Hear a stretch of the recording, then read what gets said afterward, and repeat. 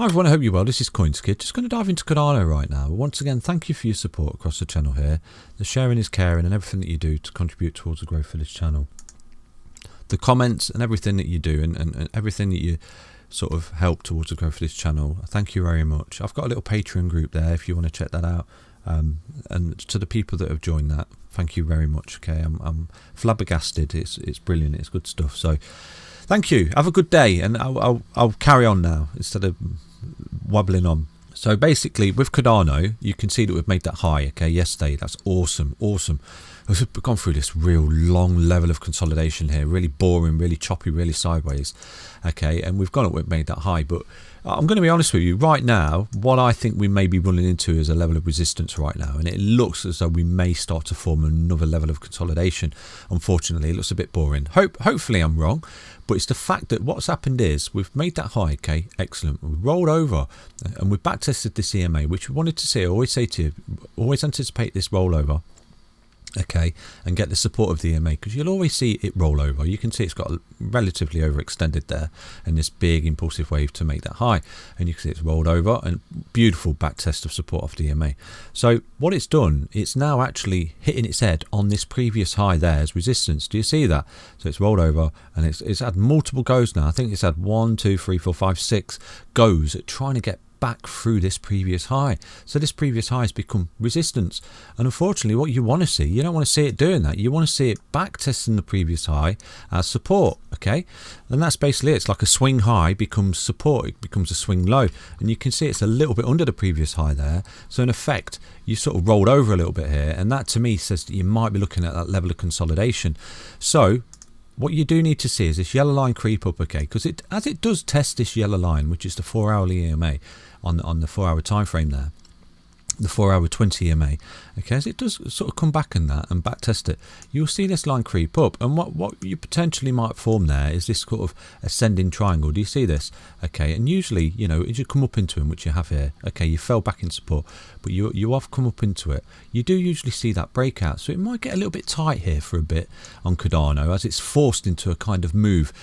And you may potentially see that breakout, and you can actually measure that, and it's just something like this, okay, and that would see you pop out and retest the all-time high, which would be great. And if it does do that, okay, and obviously it's going to hit its head on that as resistance as well, that's normal, but if it does do that and starts to roll back, you do need to see it roll back and then back test that as support, not fall through and start back testing it as resistance, because if it does, you're going to get caught in a level of consolidation there where it's going to fall back under, potentially lose this EMA, and then you're going to sort of bottom off this red line like that, and you see the EMAs roll over here just like they did here, okay, where it goes up, it made that high there, it was trying to have a go and rolled over and sort of just went sideways for so long, and you hit a long level of consolidation, because that's what potentially could happen if it doesn't actually get through this level of resistance right now at 147 and then smash that 155, okay, which is the all-time high.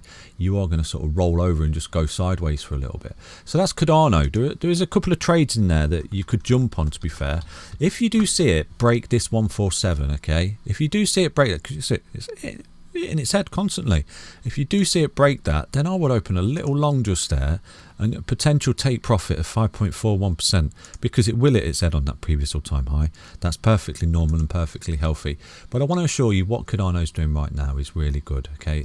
It's gone up, it's made its high, and it's falling back on support, and it's holding it really well, and you can see it's potentially being forced into some kind of breakout, and it's all good, it's all good. So again, if you was to lose this now, okay, if it's hitting its head constantly on that and it wasn't to break through and you did see it roll down again, then I would anticipate that what it would do is actually come back down to the yellow line again. So you got like a little in and out trade sort of thing there, and again that's like a little 5% short trade, and just take profit and stuff like that, you know, never be greedy, and they're just little in and out opportunities that you can seize in this sort of chop and this boringness that these price actions go through on Cardano. But so far so good. I do anticipate that once we do break this, and obviously break this local high here, well, the all-time high, sorry, then you are sort of going to march on to these levels here, and these Fibonacci extensions here, and make these big highs.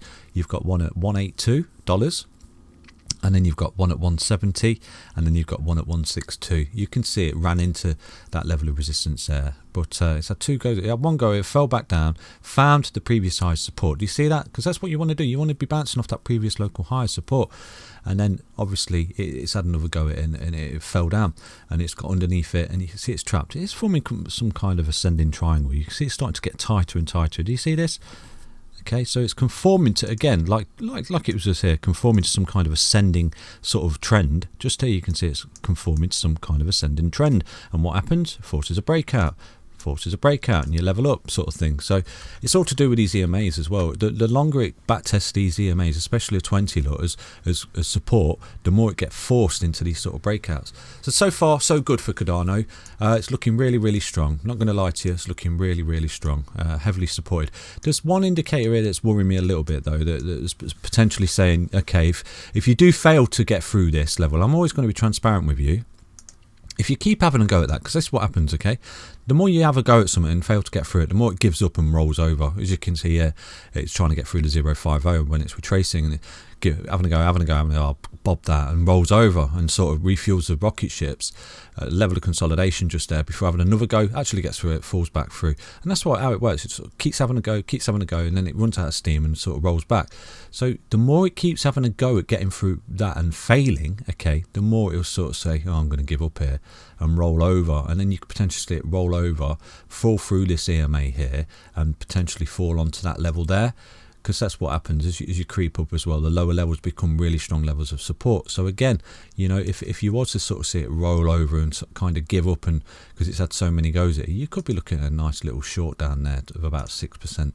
And I would imagine it'd find a nice level of support there where it sort of roll for a little bit and then come back up and have another go at it, because that's how it works.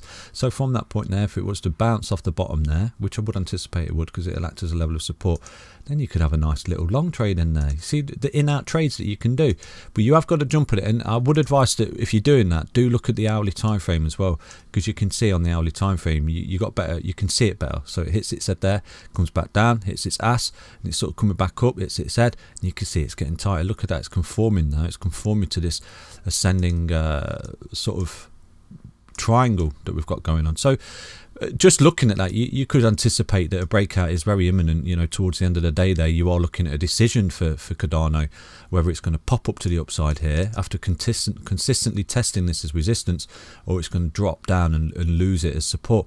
But basically, I want to remind you that when you come up into these things, okay, they are sort of continuation trends.